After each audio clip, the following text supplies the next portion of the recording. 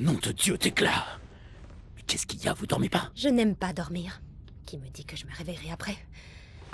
J'ai une question pour vous. Il n'y comprendra rien. Où est-ce qu'on va? Pourquoi quand on perd notre conscience? Quoi? Vous avez un cerveau. Le cerveau est un organe qui traite les informations en exécutant un processus électrochimique. Votre conscience est une propriété émergente de ce processus. Au fond, rien de plus qu'une page blanche. En d'autres termes, vous êtes seulement ce processus. Fondamentalement, vous avez l'expérience d'une existence continue. Vous êtes vous, à ce moment du temps, le même vous que par le passé.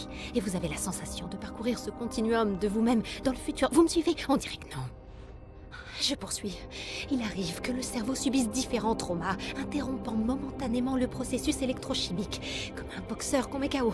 Dans ces cas-là, le cerveau n'exécute plus ce processus électrochimique, organisant l'information.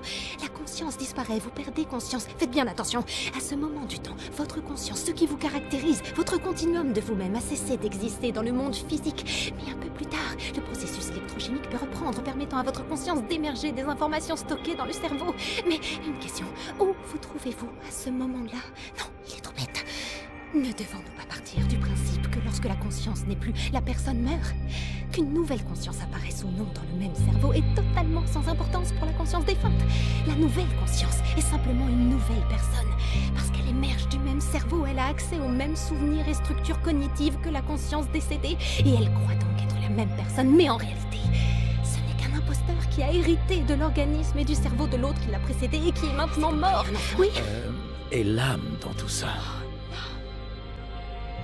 Je savais qu'il était bête. Ce que vous appelez l'âme n'existe pas. Nous sommes des machines biologiques, rien de plus, rien de moins. Idiot! L'âme n'est qu'un concept vain rêvé par des prêtres et des armées de fabulistes. Vous êtes une anomalie, vous êtes une donnée aberrante.